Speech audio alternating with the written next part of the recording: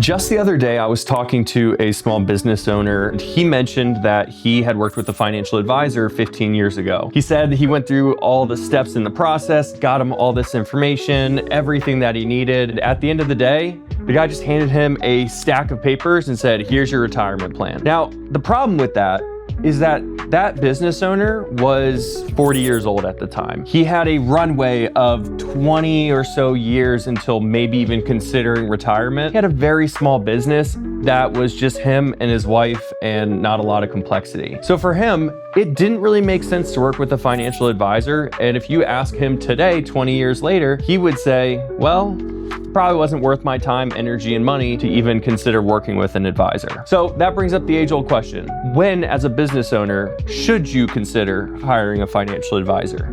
Well, the question's not necessarily straightforward, but I do have a couple of rules of thumb. And the rule of thumb is when I feel like my time is more valuable being spent on my business, that's when I should start outsourcing. And honestly, this answer works for financial advisors. It works for hiring an executive assistant. It works for almost anything in life, right? The first thing you have to do is say, what is the value of my time? And there's gonna be a financial value, right? If you take all the hours that you work throughout the year and your revenues and you calculate that back, you can figure out how much you're technically paid or what your value is per hour.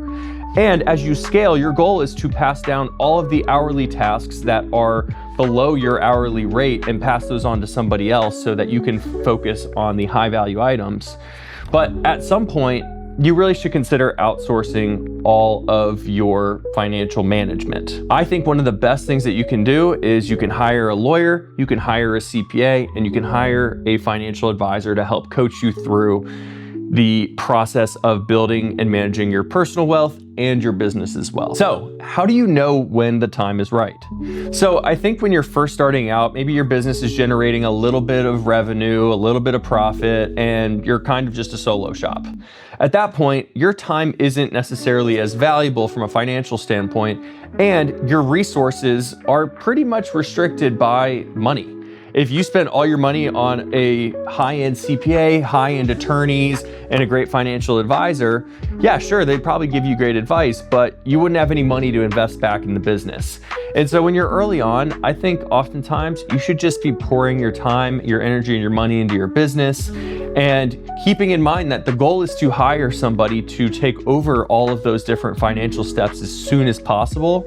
But for the first little bit, truthfully, you may have to just be in it day to day and actually managing it because you don't have the resources to actually pay for somebody to do that. And the goal is over time that actually switches and suddenly you're able to have more revenue coming in. You're able to spend more money to buy back your time, which is becoming more of a limited resource. And that's when you say, okay, let's spend some money to buy back some time because now time is the most valuable asset. And I think once you get to that point, that's when you should really look at hiring a financial advisor. The key thing here is, and I say this not just for business owners, but also for long-term clients, if your financial situation is not that complex and you have just basic W-2 income, you're probably set with just talking to somebody or doing some research on your own and either paying for maybe a one-time meeting to just check up and see that you're on the right path, or just doing some research on your own and maybe self-managing your budget. At some point, you're going to either hit an asset level where if you make one mistake or something costs you a couple of percentage points here, or you pay too much in taxes over a couple of years, the long-term compounding effects of that can be really substantial. And having somebody like a good certified financial planner that says, hey, maybe you should look at this and not do that, can actually save you a lot of time and money and headache over the long run. And I'm thinking of at what point do you hire a financial advisor? That's when either lots of complexity comes into the picture or lots of wealth, or you're on track for lots of wealth.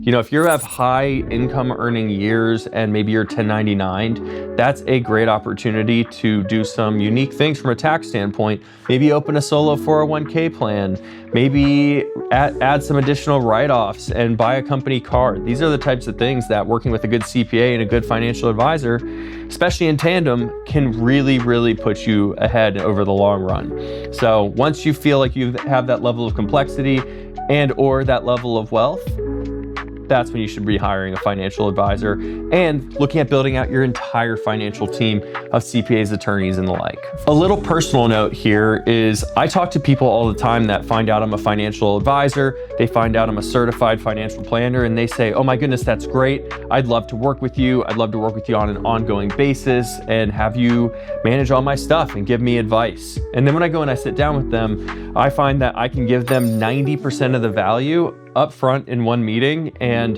they really don't need me over the next 10 years because their finances aren't overly complex. I find that in those cases, it's better off to just say, you know what, I'm doing this on the house. I'm not going to charge you for it. I just want to check in with you, make sure that you're on the right track, maybe give you some strategic ideas to maybe look into and execute on your own, but you're good. And the beauty of that is you don't have to pay a financial advisor. That may be relatively expensive. Another thing that comes up often, and honestly, probably one of the most common reasons why somebody even comes to work with us in the first place, is they go through what we call a transition period.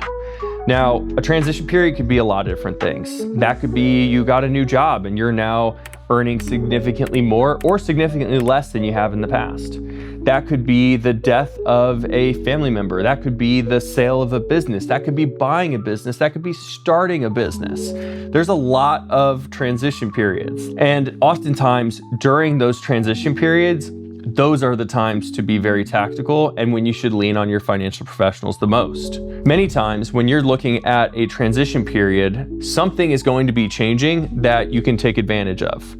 A great example is if we have a client that has gone from earning significant amount of income to either scaling back part-time or maybe retiring, they probably just dropped a couple of tax brackets and now they're in a much lower tax bracket than they were for their high income earning years.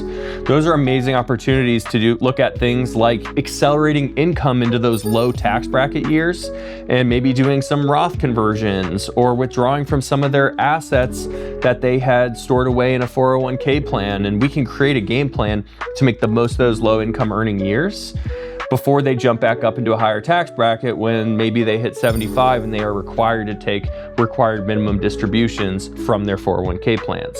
If you look at the average client, their tax brackets are probably a little bit like this over their lifetime. Each one of those changes is an opportunity to do some effective tax planning and do some interesting things with their assets to hopefully maximize their returns on living their life. So we really like to encourage people when you're going through a transition, that's the time to look at working with a financial professional. Whether that's just a one-time plan or if you think that your life's gonna have a lot of curveballs over the next couple of years, maybe now's the time to have an ongoing relationship with a financial advisor. I know it probably sounds like I'm actually harping against a recurring relationship with an advisor, but I'm actually a huge proponent of that. I think that once you hit a level of complexity where your time is so valuable and you want somebody that can hold you accountable and help you from making mistakes and help you avoid those and make the most of the dynamic parts of life, at that point, it probably does make sense to have an ongoing recurring relationship. All in all, having a financial planner that you trust, that is competent and knows your situation as well as you do is going to be a huge benefit. To have somebody to pawn off all of the worrying and all of the what ifs to, that can actually think through things, taking into account maybe your tax implications and something that's gonna maybe occur 10 years down the road, that's very, very valuable. And it's up to you to decide if you want to get help with that complexity. I've worked with plenty of self-managers that say, oh, I'll deal with all the complexities on my own because I'm retired and I'm willing to find it out. And I'm willing to risk my net worth, maybe being in a better off position because I'm gonna figure it out and try to do the best that I can. So in summary, I think that early on in life, when you don't have a lot of complexity, maybe there's not as much at risk, you probably don't need to have an ongoing relationship with a financial advisor. But at some point, your life is going to get more complex, your net worth's gonna grow, there's gonna be more at risk, and those small or seemingly small decisions that you make are actually going to have an outsized impact over the long run. And that is the point when you should probably consider having an ongoing relationship with a financial planner. One of my favorite things about this job is that we get to see clients through decades of their life. We get to see them through all of the transition periods. We get to watch them as their net worth grows and as their complexity grows. And we get to help them cut through that and focus on enjoying their life and not having to worry about all the small things that might slip through the cracks. That's why we here at Monocacy decided that when we meet with clients, we're gonna first do an intro meeting that we just assess if we're the right fit for each other. I would say probably 50% of the time, I go into an intro meeting and talk to that client and tell them, hey, you're good.